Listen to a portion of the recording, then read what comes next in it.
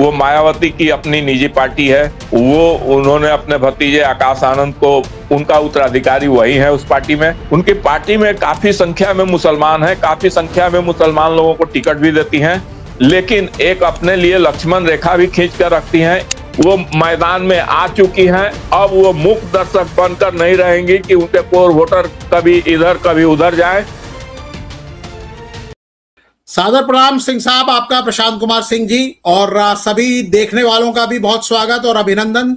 अभी जो 2027 का चुनाव होने जा रहा है, सबसे ज्यादा सर चर्चा हो रही है मायावती की, और मायावती खुद एक्शन मोड में आ गई हैं। आज मीटिंग की उन्होंने, और ये आज की मीटिंग की ही तस्वीर है, मैं आपको भी दिखाना चाहूंगा और अपने देखने वालों को भी दिखाना चाहूंगा कि मायावती आज पूरे एक्शन मोड में थी। और आप देख सकते हैं मायावती का अंदाज वही होता है कि जब मायावती अपनी पार्टी की, बहुजन समाज पार्टी की मीटिंग लेती हैं, तो उनके जितने भी कार्यकर्ता हैं, आप लाइन लगा के देख सकते हैं, सतीश मिश्रा और बाकी तमाम जितने भी उनके नेता हैं, सब खड़े रहते हैं।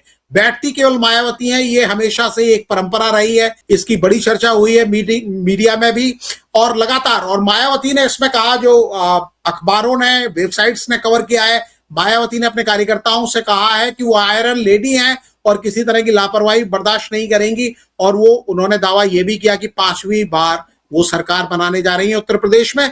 किसी जमाने में अखिलेश यादव ने उनके साथ गठजोड़ किया था, आगे बढ़कर, खुद आगे बढ़कर। मुलायम सिंह मना कर रहे थे, शिवपाल यादव तो खैर नाराज थे ही, अलग थे, और किस तरह के उनके बयान थे वो मैंने अभी दिखाया। लेकिन मायावती को आज भी क्या बड़ी ताकत माना जा रहा है। जो कांग्रेस के नेता वैसे कह रहे हैं शिष्टाचार भेंट थी, लेकिन कोई उन कांग्रेस के नेताओं के अलावा मान नहीं रहा कि वो शिष्टाचार भेंट थी। लेकिन क्या आपको लगता है कि मायावती आज की तारीख में भी उत्तर प्रदेश में, जबकि वो 71 साल की हो चुकी हैं, गेम चेंजर हैं, कोई ताकत है उनकी पार्टी के अंदर? वो खुद को आयरन लेडी बता रही हैं।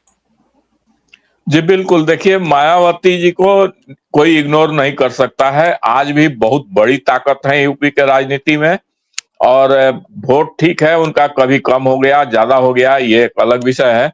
लेकिन एक चीज देखिए कि 1990 के दशक में भी उन्होंने मुलायम सिंह के साथ भी कई बार तालमेल किए, कई बार भाजपा के साथ भी तालमेल हुआ, जिसमें कल्याण सिंह थे उस टाइम भाजपा के नेता, कदावर नेता। लेकिन मायावती जी का जो आप ये एक चीज देखिएगा कि बहुत ही मौलिकता के साथ वो किसी के साथ सबऑर्डिनेट बनकर नहीं राजनीति करना चाहती हैं। कभी ये नहीं है कि आप बड़ा भाई बनकर मेरे साथ बर्ताव कीजिएगा और उसको हम टॉलरेट करेंगे, इस तरह की प्रवृत्ति मायावती जी में नहीं देखा गया। और यही कारण है कि 2019 के चुनाव में भी अलायंस से मायावती जी को काफी अच्छा फायदा हुआ। आपने बताया कि 5 सीटें मात्र आई थी सपा को, और मायावती को 10 सीटें आई थी। फिर भी उसके बाद 2024 में उनको 0 सीटें आई, लेकिन उन्होंने तालमेल तोड़ के अलग होकर लड़ा। तो इसका कारण यह है कि वो बहुत ही अपना मौलिक हिसाब किताब से चलती हैं। ठीक है, उनको जो एक जनाधार है, जो उनका कोर वोटर है, वो सुविधा के अनुसार कभी शिफ्ट किया भाजपा की तरफ, सपा को हराने की रणनीति के तहत। टैक्टिकल वोटिंग एक कहते हैं, जिसके तहत वो गया, कभी भाजपा को हराने के लिए सपा की तरफ झुक गया। तो इस तरह की टैक्टिकल वोटिंग के चलते इधर उधर जरूर हुआ है, लेकिन इसका मतलब ये नहीं है कि वो जनाधार विमुख हो गया है, यानी मायावती इससे दूर हो गया है, ऐसा नहीं है। आज भी उस पर उनका पकड़ बरकरार है। इस बार ये कहा जा रहा है कि जो दो नेताओं ने कोशिश की है, तो कहीं ना कहीं वैलिडेशन कर दिया है मायावती का कि मायावती अब भी तीसरी ताकत है। तीसरी ताकत इसलिए कि नंबर 1 बीजेपी आज की तारीख में भी बनी हुई है। भले ही लोकसभा में आगे थी समाजवादी पार्टी, लेकिन बीजेपी ने कहीं ना कहीं जो पिछले कुछ चुनाव जीते हैं, बहुत से लोग मानते हैं कि ग्राउंड अपना गेन किया है, और सबसे बड़ी ताकत उत्तर प्रदेश की आज भी है, और उसमें योगी आदित्यनाथ की अपनी इमेज को भी लोग बताते हैं। दूसरे नंबर पर समाजवादी पार्टी है, बराबर की टक्कर दे रही है, और तीसरे नंबर पर मायावती एक बार फिर आ गई हैं। कांग्रेस के नेताओं की इन चीजों से ये और पुष्ट हो रहा है। तो आपको क्या लग रहा है सर, क्या ये स्थिति बन रही है? क्या आप देख रहे हैं, कैसे देख रहे हैं? देखिए, ऐसा है कि मायावती जी का जो एक टारगेट है, क्योंकि जो बी टीम की बात होती है, वो बी टीम जैसी कोई बात नहीं है। बात दरअसल यहाँ कुछ और है। बात यह है कि मायावती जी को हमेशा ये लगता है कि जब भी सपा मजबूत होगा तो उनके लिए राजनीतिक चुनौती ज्यादा कठिन होगी, और जब भाजपा मजबूत होगी तो उनके लिए राजनीतिक चुनौती उतनी कठिन नहीं होगी। क्योंकि जो मतलब जो सपा के सपोर्टर्स होते हैं उनके राज में देखा गया है कि उनकी दबंगई थोड़ी ज्यादा होती है, लेकिन भाजपा के जो सपोर्टर्स हैं या वोटर्स हैं या फ्लोटिंग वोटर्स हैं, उनकी दबंगई उस अनुपात में उस तरह की नहीं होती है। खुद मायावती जी का जो भी वोट बैंक है उसमें भी दबंगई उस तरह की नहीं है। तो इन सब चीजों को लेकर मायावती को ज्यादा आशान्वित रहती हैं कि इन्हीं वोट में से उनको अपना शेयर बढ़ाने में ज्यादा सहूलियत होगी, या राजनीतिक जमीन जो खो चुकी है उसको फिर से पाने में उनको ज्यादा सहूलियत होगी। और इसीलिए दोनों एक दूसरे को इस तरह से देखते हैं कि एक दूसरे से हमको फायदा हो सकता है। लेकिन जब सपा मजबूत होगा तो दोनों पार्टियां को बहुत ज्यादा, जैसे पश्चिम बंगाल में जो चर्चा होती थी कि जनता चाहते हुए भी टीएमसी के खिलाफ वोट नहीं कर पाती थी, क्योंकि टीएमसी के कैडर में इतनी दबंगई होती थी कि वो आप कहां वोट डालेंगे वो डिसाइड करते थे। तो उतनी मतलब खराब स्थिति तो यूपी में सपा में नहीं रही, लेकिन मोटा मोटी उस तर्ज पर रहती है।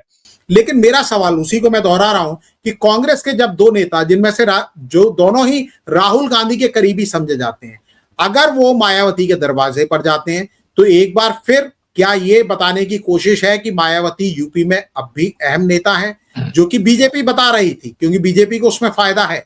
तो क्या राहुल गांधी भी बताकर मायावती का कद बढ़ाने की कोशिश में है? क्या ये अखिलेश यादव पर प्रेशर बनाने की कोशिश है, या 2024 की तरह एक और कोशिश है कि मायावती इंडिया अलायंस में आ जाए तो बीजेपी को हम रोक सकते हैं, और यूपी में अगर भारतीय जनता पार्टी किसी तरह रुक गई मायावती के सहयोग से तो फिर पूरे देश में राजनीति का खेल बदल सकता है? आप क्या देखते हैं, क्या मानते हैं?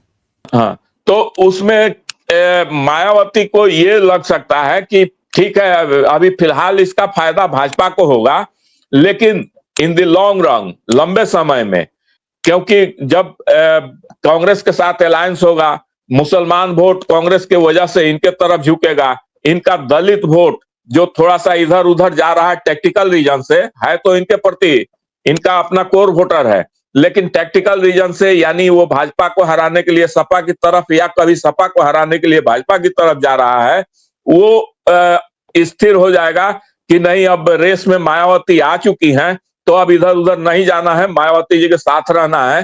तो वो उनका अपना कंसोलिडेशन होगा वोट का, अपना कोर वोटर्स का। तो कुल मिला के एक मजबूत चुनौतीपूर्ण विपक्ष के रूप में ये लोग स्थापित होंगे। तो क्या आप कोई भविष्य की संभावना देखते हैं, मायावती का कोई बड़ा रोल देखते हैं, अपार्ट टू दिस कि वो समाजवादी पार्टी के पक्ष में जो पीडीए, जो उन्होंने एक फार्मूला निकाला है अखिलेश यादव ने, उस वोट को काटें? जैसे लोकसभा चुनाव में भी उन्होंने 35 मुसलमानों को टिकट दिया था, इसी तरह 2022 में भी उन्होंने 100 के करीब मुसलमानों को टिकट दिया था। तो माना जाता है कि वो कहीं ना कहीं समाजवादी पार्टी को कमजोर करने की रणनीति पर ही चलती हैं, जिससे बीजेपी मजबूत हो। इसके अलावा उनका कोई आप रोल देखते हैं, मतलब उत्तर प्रदेश की राजनीति में या देश की राजनीति में? जी देखिए, ऐसा है कि कुछ चीजें और भी हम लोग गौर करें। उनकी पार्टी में काफी संख्या में मुसलमान हैं, काफी संख्या में मुसलमान लोगों को टिकट भी देती हैं, लेकिन एक अपने लिए लक्ष्मण रेखा भी खींच कर रखती हैं। एक हद से ज्यादा तुष्टीकरण में नहीं विश्वास करती हैं, अभी तक के उनके राजनीतिक जीवन में देखा गया है। मतलब ये अगर तुलना हम करें कांग्रेस पार्टी से, समाजवादी पार्टी से या अन्य किसी पार्टी से, तो वो एक हद के बाद नहीं जाती हैं, हद के मतलब एक सीमा रेखा से बाहर नहीं जाती हैं। ये उनके पर्सनालिटी का एक बहुत बड़ा विलक्षण चीज है। इतना ही नहीं, 370 धारा हटा तो उसका सपोर्ट भी किया, और उसमें उन्होंने कारण बताया कि जम्मू कश्मीर में दलितों का उनका जो हक नहीं मिल रहा था, उस हक को दिलाया गया। तो उनको मतलब इससे नहीं है कि उन्होंने भाजपा को सपोर्ट किया, उनको मतलब इससे है कि वहां दलितों का उनका हक मिला, उनका रिजर्वेशन मिला, इसलिए उस चीज को उन्होंने सपोर्ट किया।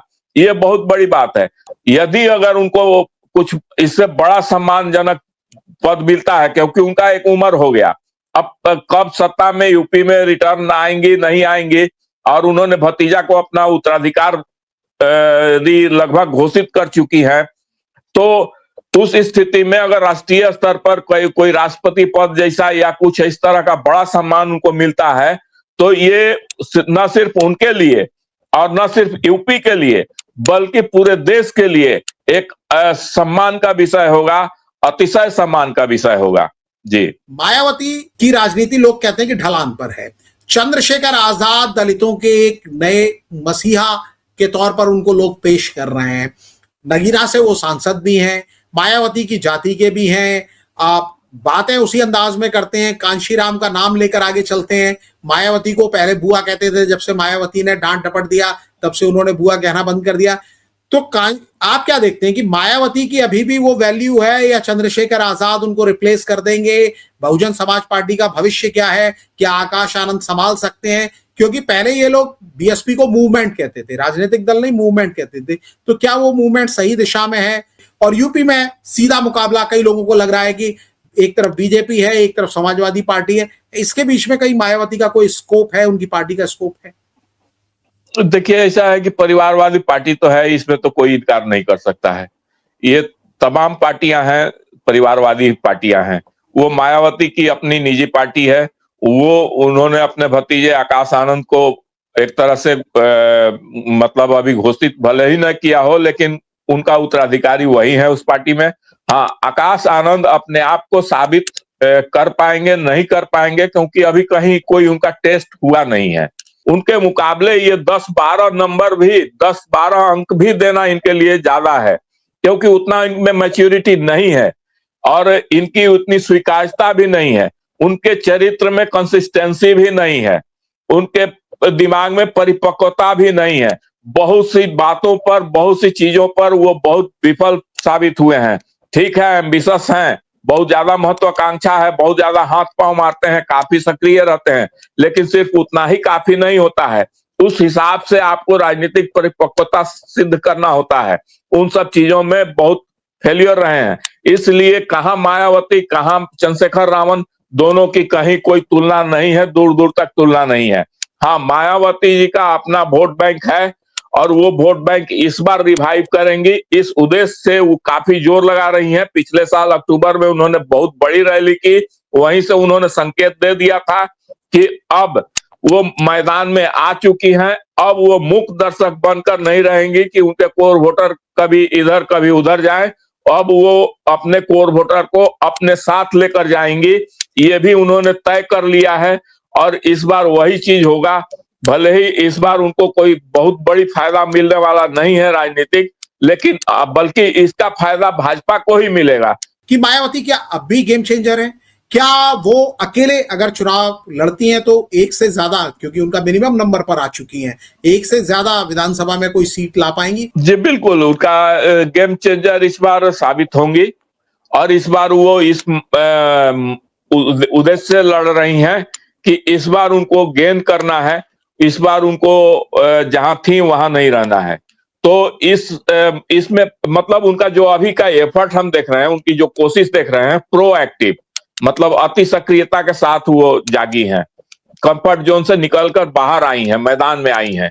तो जब मैदान में योद्धा आ जाता है तो कुछ न कुछ तो जरूर उसको फायदा होता है, कुछ न कुछ करिश्मा उसके साथ जरूर रहता है। अब चंद्रशेखर रावण के बारे में आपने बताया, तो मैं एक लाइन बता दूं कि यदि आकाश आनंद, क्योंकि उनको मैंने अभी देखा नहीं है या किसी ने उनको कहीं टेस्ट पर, कसौटी पर कभी कसे नहीं गए हैं, तो यदि वो वॉकओवर दे देते हैं तो भविष्य में चंद्रशेखर रावण आजाद का भविष्य बन सकता है, गेन कर सकते हैं, वो एक अलग विषय है। लेकिन मैंने सिर्फ तुलनात्मक रूप से कहा कि मायावती के टॉल फिगर के सामने, वो कहीं उनके विराट व्यक्तित्व के सामने अभी चंद्रशेखर रावण बहुत छोटे हैं, बहुत छोटे नजर आते हैं। और ये ताकत सिर्फ और सिर्फ मायावती की है, क्योंकि कांशीराम आज से 20 साल पहले दुनिया छोड़ चुके हैं। तो सर, आपने बहुत ही विस्तार से चीजों को समझाया और आपने बताया जो हमारा सवाल था उसका जवाब आखिर क्या है। सर, आप हमारे साथ जुड़े और इतनी विस्तार से इस चर्चा में हिस्सा लिया, आपका बहुत आभार और सभी देखने वालों का भी आभार। नमस्कार।